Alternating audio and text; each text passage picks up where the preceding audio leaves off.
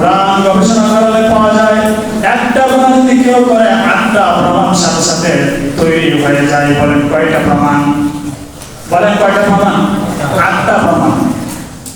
আল্লাহ রাব্বুল আলামিন পবিত্র কোরআনে সূরা ইয়াসিনের 65 নম্বর আয়াতের মধ্যে তিনি বলেন, আল্লাহ তো ভালো করে জানতেন বান্দা যে কাজ করবে, এজন্য মহান আল্লাহ রাব্বুল আলামিন সূরা ইয়াসিনের 65 নম্বর আয়াতের মধ্যে তিনি বলেন, আল ইয়াউমা নাখতিমু আলা আফওয়াহিহিম ওয়া তুকাল্লিমুনা আইদিহিম ওয়া তাশহাদু আরজুলুহুম বিমা কানু ইয়াকসিবুন। আল্লাহ রাব্বুল আলামিন বলেন, শোনো, আমি মিথ্যা কথা বলার কোনো চান্স নাই। আমি ওই দিন প্রথম যে কাজটা করবো, তোমার মুখের মধ্যে আমি তালাবদ্ধ করে দেব, লক করে দেব। এরপরে তোমার এই কথাগুলো আমার সাথে যে কথাটা বলবে সেটা তোমার হাত। কে কথা বলবে? অতুকাল্লিমুনা আইদিহিম, হাত কথা বলবে। ওয়া তাশহাদু আরজুলুহুম বিমা কানু ইয়াকসিবুন, আর যে সাক্ষী আমি গ্রহণ করব তোমার থেকে না, তোমার পা থেকে গ্রহণ করব। তাহলে প্রথমে কয়টা সাক্ষী হলো? 2টা সাক্ষী। 1 নম্বর হাত, 2 নম্বর কি? পা। আল্লাহ রাব্বুল আলামিন বলেন, শোনো, তুমি যখন যে জায়গায় যে স্পটের মধ্যে তুমি গুনাহ করবা, আমি ওই জায়গার মধ্যে স্পটের মধ্যে আমি সিসি ক্যামেরা দিয়ে রেখে দিয়েছি। সাথে সাথে সে তোমার সবগুলোকে ফোকাস করে দিবে, এটাকে ধারণ করে রেখে দিবে। আমি যখন বলবো সাথে সাথে ওই জমিনটা, ওই স্পটটা সাথে সাথে সাক্ষী দেওয়া শুরু করে দিবে। বলুন সুবহানাল্লাহ। আল্লাহ রাব্বুল আলামিন সূরা জিলজালের 4 নম্বর আয়াতে বলেন, ইয়াউমাইদিন তুহাদ্দিসু আখবারাহা বিআন্না রাব্বাকা আওহা লাহা। আল্লাহ রাব্বুল আলামিন বলেন, ওই দিন অর্থাৎ কিয়ামতের দিন, বিচারের দিন, প্রত্যেকটা জায়গা, যেই জায়গার মধ্যে বান্দা গুনাহ করেছে, যখন যেই বান্দাকে ডাকা হবে, ওই বান্দার জীবনের যত গুনাহ আছে সমস্ত গুনাহের জন্য সকল জায়গাগুলো উপস্থিত হয়ে সাক্ষী দিতে থাকবে। যদি বলেন সুবহানাল্লাহ। বলেন কি করবেন? আপনার হাতও আপনার বিপক্ষে, আপনার পাও আপনার বিপক্ষে। এই জায়গার মধ্যে আপনি গুনাহ করেছেন, পৃথিবীর কেউ দেখে নাই, সেই জায়গায় আপনার বিরুদ্ধে সাক্ষী দিচ্ছে। আল্লাহ রাব্বুল আলামিন বলেন, শোনো, তুমি যে ধোঁকাবাজ সেটা তো আমি জানি, কিন্তু আমি তো তোমাকে তৈরি করেছি, তুমি আমাকে ধোঁকা দিবা এত সহজ নয়, এত সহজ নয়। আল্লাহ রাব্বুল আলামিন সূরা হামিম সিজদা এটাকে ফুসিলাত বলা হয়। এই সূরার মধ্যে মহান আল্লাহ পাক রব্বুল আলামিন 19 এবং 20 এবং 21 নম্বর আয়াতের মধ্যে তিনি আরো 3টা সাক্ষীর কথা বলেছেন। কয়টা? আল্লাহ রাব্বুল আলামিন বলেন, حتى إذا ما جاءوها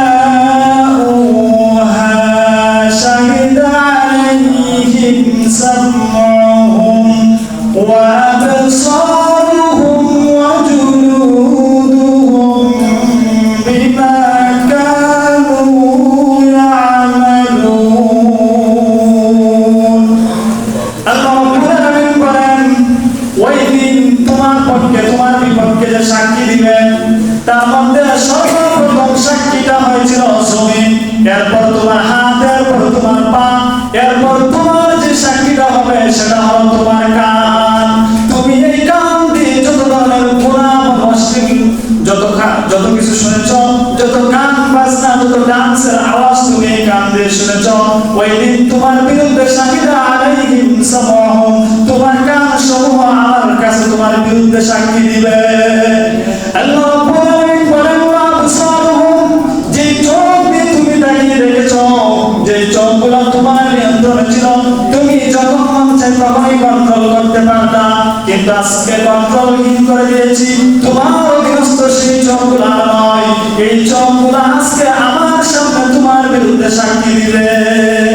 আল্লাহ রাব্বুল আলামিন এই আয়াতের মধ্যে 3 নম্বর যে জিনিসটাকে সাক্ষী বানাবেন সেটা হলো ওয়াজুলুদুহুম, তোমার শরীরের মধ্যে যে চামড়া আছে, এই চামড়াও সেদিন আমার সামনে তোমার বিরুদ্ধে সাক্ষী দায়ের করবে। কই যাইবা? যাওয়ার জায়গা আছে? আপনি বলবেন, অনেক মানুষ আমি এমন দেখছি যার হাত নাই, পাও নাই, আসলে এমন আমি দেখছি রাস্তায় যারা ভিক্ষা করে। তাহলে সে বলবো যে ইয়াসিনের মধ্যে তো আসছে 65 নম্বর আয়াতে হাত এবং পা সাক্ষী দিবে, কথা বলবে। আমার তো হাতও নাই, পাও নাই, কে সাক্ষী দিবে?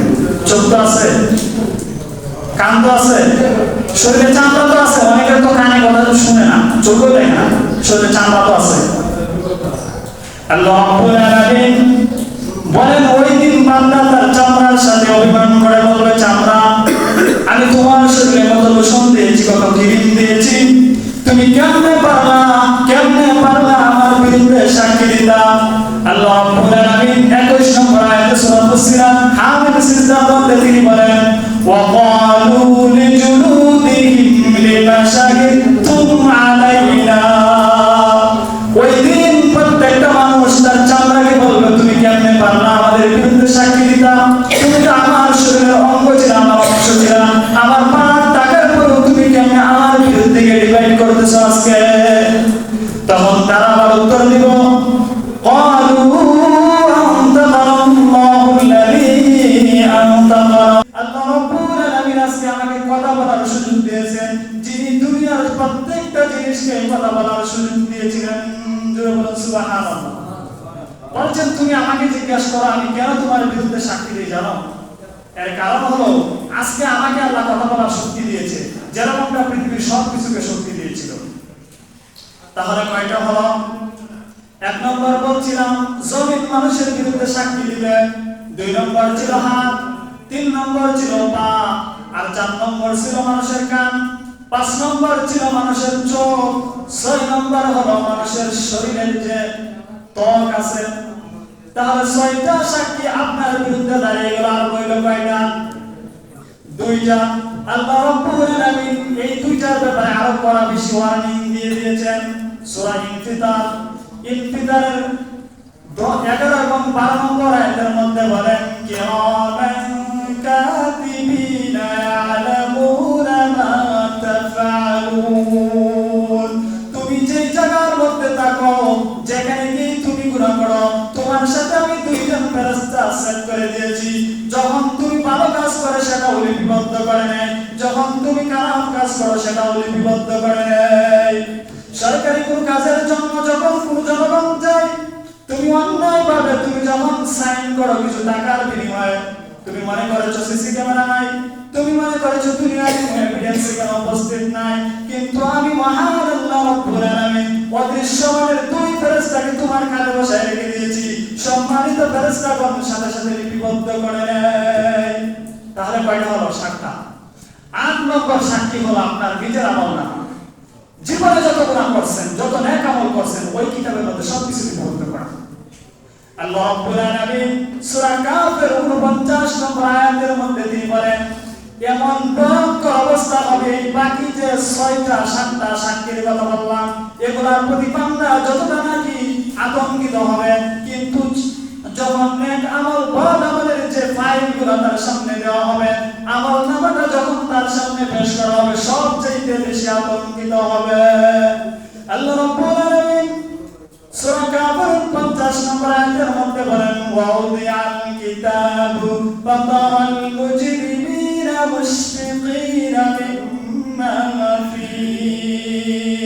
যখন তাদের সামনে তাদের আমলনামাটা পেশ করা হবে, তখন আপনি দেখবেন, অর্থাৎ রাসূল কারীমকে বলছেন, আপনি দেখবেন তারা ভীত-সন্ত্রস্ত হয়ে কাঁপুনি উঠে গেছে।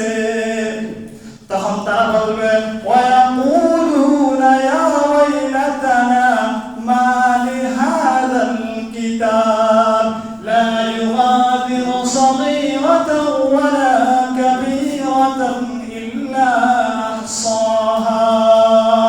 চিৎকার করে সেদিন নিজেকে নিয়ে তিরস্কার করে বলবে, হায় আফসোস হয়, বড় ধরনের আফসোস হয়। কি এমন কিতাব যে কিতাবে ছোট থেকে ছোট গুনাহ লিপিবদ্ধ করা আছে এবং বড় থেকে বড় গুনাহ প্রত্যেকটাই এই কিতাবের মধ্যে লিপিবদ্ধ করে দেওয়া হয়েছে।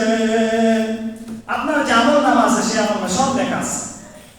দুনিয়ার জগতে থাকো, মন্ত্রী মিনিস্টার এমপি যখন হয়ে যাও, দেশের সম্পদগুলো যখন বেগমপাড়া পাঠিয়ে দাও, যখন দুনিয়ার সব জায়গায় পাঠিয়ে দিয়ে যখন ইন্টারিম চেঞ্জ হয়ে যায়, তখন তুমি সেম এক্সিট নিয়ে ওইখানে আরামে বসে বসে খাও যে আমাকে কেউ ধরে নিতে পারে না, আমার আরাম কেউ বিচ্যুত করতে পারে না। কিন্তু আল্লাহ রাব্বুল আলামিন বলে, শোনো, তোমার ছোট থেকে ছোট কর্ম, ছোট থেকে ছোট ভালো কর্ম সবগুলো আমি এখানে লিপিবদ্ধ করে রেখে দিয়েছি, আর ওই কিতাবটাই তোমার সামনে আমি উপস্থিত দিয়েছি। তাহলে আরো বেশি বেশি করে দেশের সম্পদ বাহিরে নেব। দেখি কত স্পর্ধা আছে তোমার, কয়দিন নিতে পারো, কতক্ষণ এই দুনিয়ায় থাকতে পারো। একবার যদি বুঝতো যেই সম্পদ আমি এই দেশ থেকে নিয়ে যাচ্ছি সেটা তো আমার বাপের সম্পদ নয়, আমার নিজের অর্জিত সম্পদ নয়, আমি মানুষের সম্পদ। এই ডাকাতি করে যে আমি বাইরে নিয়ে যাচ্ছি, বেগমপাড়ায় আমি যে বাড়ি বানাচ্ছি, সেটা কি আমার স্থায়ী জীবন?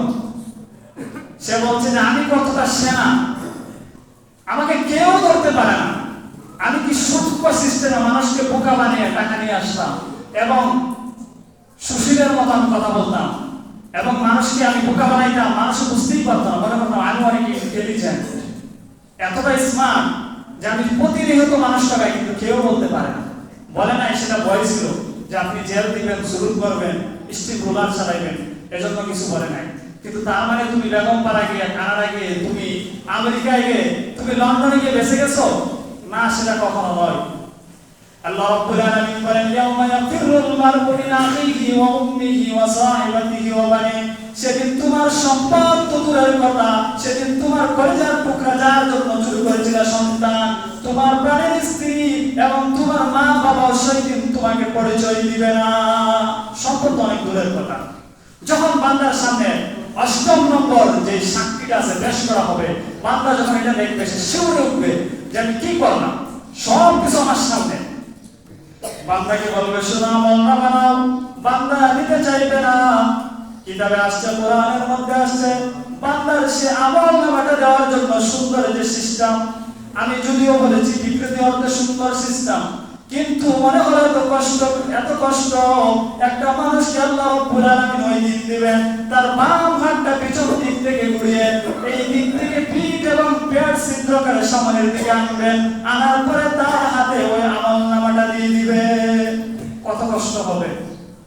আল্লাহ রাব্বুল আলামিন পবিত্র কোরআনের সূরা হাক্কার মধ্যে একটা দৃষ্টান্ত দিয়েছেন, ওই আমল নামার সিস্টেমটা আসলে কেমন হবে, ওই দিনের শাস্তিটা মোটামুটি ভাবে একটা দৃষ্টান্ত তিনি এখানে পেশ করলেন। আল্লাহ হাবিব বিশ্ব রাহমাতুল লিল আলামিনের কাছে ওহী প্রেরণ করে দিলেন, যাও যারা দুনিয়ার জগতে গুনাহ করলো, বাম হাতে যারা আমল নামা পাবে তাদের একটু দৃষ্টান্ত শুনিয়ে দাও। আল্লাহ রাব্বুল আলামিন সূরা হাক্কার মধ্যে তিনি স্পষ্ট করে বলেন 25 নম্বর আয়াত, ওয়া আম্মা মান উতিয়া কিতাবাহু বিশিমালি ফায়াকুলু ইয়া লাইতানি লাম উতা কিতাবিয়া। যখন তার বাম হাতে এইভাবে তার শরীরটাকে ছিদ্র করে যখন সামনের দিকে আনবে এবং যখন আমল নামাটা দেওয়া হবে, তখন নিজেকে তিরস্কার করে সে বলবে ফায়াকুলু ইয়া লাইতানি লাম উতা কিতাবিয়া, আল্লাহ আজকে আমল নামাটা যদি আমাকে না দেওয়া হইতো তাহলে কতই না ভালো হতো। আফসোস করবে, হায় আফসোস, এই আমলটা না দিলেও তো ভালো হইতো। 26 নম্বর আয়াতের মধ্যে আবার বলেন ওয়ালাম আদরি মা হিসাবিয়া, আমি যদি জানতেই না পারতাম আমার আমল নামা কি, আমি কি করছিলাম জীবনে, সেটা যদি আমাকে জানানো না হতো কত ভালো ছিল। আফসোস করবে যে আমল নামাটা না দিলে ভালো হইতো, না জানাইলেও ভালো হতো। 27 নম্বর আয়াতে বলেন ইয়া লাইতাহা কানাতিল কাদিয়া, তখন বলতে চাই যদি বিচার না হইতো, বিচারের সম্মুখীন না হইতো তাহলে কতই না ভালো হতো। সে তিনটা জিনিস আফসোস করে বলছে, যাই এই আমল নামাটা যদি না দেওয়া হতো, এরপরে বলছে আমল নামাটা যদি হিসাবটাই আমাকে জানানো না হইতো, 3 নম্বর হচ্ছে যদি বিচার না হইতো, তাহলে তো আমি আজকে বাইসে যাইতাম। আল্লাহ রাব্বুল আলামিন বলেন শোনো, তুমি দুনিয়াতে ক্ষমতা প্রয়োগ করেছো, আজকে তোমার ক্ষমতা প্রয়োগ করে দেখাও। তিনি পড়াইতে বলেন মা আমানা আন্নি মালিয়া, ওই দিন ওই ব্যক্তি 4th নম্বর যে আফসোস করবে, হায় আজকের সম্পদ তো আমার কোনো কাজে লাগে না, আজকের এই কঠিন দিনে এই মুসিবতের সময় আমার সম্পদ তো আমার কোনো কাজে আসে না। এরপরে বলছেন হালাকা আন্নি সুলতানিয়া, আজকে আমার সম্পদ কাজে লাগে নাই, আজকে আমার ক্ষমতাও কোনো কাজে লাগে না। আফসোস করার পরে 3টা পরে বলতেছে আমার সম্পদ যে বানাইছিলাম কাজে আসতেছে না, আমার যে অহংকার ছিল, যে দাম্ভ ছিল, যেই দাম্ভিকতা আমার ছিল, আমি যে অত্যাচারী ছিলাম, আজকের সেই ক্ষমতা, আজকের সেই পাওয়ার তো আমার কোনো কাজে লাগতেছে না। হালাকা আন্নি সুলতানিয়া, আয় আমার পাওয়ার আজকে লেস হয়ে গেছে, পাওয়ারফুল নাই, আজকে পাওয়ার লেস হয়ে গেছে। আল্লাহ রাব্বুল আলামিন বলবেন, বড় ইমোশনাল কথাগুলো বলেছে, শোনো, মনে মনে ভেবেছো কান্না করলে গুলি সার হয়ে যাবে, না না, আর কান্না শুনতে চাই না, আর তোমার ইমোশনাল কথা আমি শুনতে চাই না। এবার আমার সিদ্ধান্ত তুমি শুনে নাও, খুজুহু ফাগুল্লু, ফেরেশতাদেরকে ডেকে ডেকে বলবে ধরো এবং পায়ের মধ্যে বেরি পরায় দাও। অনেক কথা বলছো, এবার ফেরেশতাদের বলছে ধরো, প্রত্যেকটাকে ধরো এবং প্রত্যেকটা পায়ের মধ্যে বেরি পরায় দাও। আল্লাহ রাব্বুল আলামিন এরপর তিনি বলেন, সুম্মান জাহিমা সাল্লু, এবং জাহান্নামের মধ্যে তাদেরকে নিক্ষেপ করে দাও। ধরো, পায়ে বেরি পরাও, জাহান্নামে নিক্ষেপ করো। আল্লাহ রাব্বুল আলামিন এরপর বলেন, সুম্মা ফি সিলসিলাতিন যারউহা সাবউনা দিরাআন ফাসলুকু, এরপর প্রত্যেকটা গুনাহগারকে 70টা শিকল লাগানো হবে এবং লাগানোর পরিস্থিতিটাকে বর্ণনা করতে তাফসীরের মধ্যে বলেন, নাকের এই জায়গার মধ্যে তার শিকলটা লাগানো হবে এবং পেটের ভিতর দিয়ে পায়খানার রাস্তা দিয়ে বের করবে এবং ফেরেশতারা ওই শিকল ধরে ধরে তার সামনের দিকে টেনে টেনে জাহান্নামে ফেলে দিবে। কতটা ভয়ঙ্কর হবে চিন্তা করছেন? নাকের এই জায়গায় লাগাবে এবং এই দিক থেকে নিচের দিকে নিয়ে বার করবে, কতটা ভয়ঙ্কর না? এরপরেও যদি কোনো মানুষ রমজান পাইল এবং রমজান পাওয়ার পর পূর্ণ সুস্থ এবং সব কিছু করতে পারে, শুধু রমজানের সিয়ামটা রোজাটা রাখে না, তার জন্য এখান থেকে শিক্ষা নেওয়া দরকার যে আমার সামনে যে অফার আসছিল আমি তো সেটা অ্যাকসেপ্ট করলাম না, তার মানে কি আমি বেঁচে গেছি? বেঁচে যাই নাই। আমার এই জীবন তো ধ্বংস শুরু হয়েছে সবে মাত্র, এই ধ্বংস কোথায় গিয়ে টেকবে সেটা তো আমার জানা নাই। এটা এমন এক জায়গা যেখানে কোনো লিমিট নাই, যেখানে লিমিট ক্রসিং সফর হবে, আপনার জার্নি হবে লিমিট ক্রসিং, যেখানে কোনো লিমিট নাই। আল্লাহ রাব্বুল আলামিন কিয়ামতের দিন জান্নাত এবং জাহান্নামবাসী সকলকে একসাথে করবেন। একসাথে করার পর আল্লাহ রাব্বুল আলামিন ফেরেশতাদেরকে বলবে, শোনো, আজকে মৃত্যু নামক যে বিদায়টা দুনিয়াতে মানুষের মধ্যে সাময়িক সময়ের জন্য ছিল, তাকে উপস্থিত করো এবং ওই মৃত্যুকে উপস্থিত করার পর সকলের সামনে তাকে জবাই করে দাও এবং মানুষকে স্পষ্ট একটা মেসেজ দিয়ে দাও, আজকের পর থেকে মৃত্যু নামক কোনো বিচ্ছেদ আর নাই। যে মৃত্যুর কারণে তুমি দুনিয়া ছেড়ে গেলে সব শাস্তি মাফ হয়ে যেত, তাহলে আজকে আমি সেই মৃত্যুকে মৃত্যু দিয়ে দিলাম, এখন বলে তোমার মৃত্যু আর হবে না। যদি মৃত্যু না হয় তাহলে কি করতে হবে? জীবিত থাকতে হবে, আর জীবিত থাকতে হলে শাস্তি নিতে হবে। আল্লাহ রাব্বুল আলামিন আমাদেরকে গুনাহ ছাড়ার তৌফিক দিন, সকলে বলেন আমিন। আল্লাহ যে আদেশগুলো করছে সেই আদেশগুলো মানার তৌফিক দান করুন, সকলে বলেন আমিন। যদি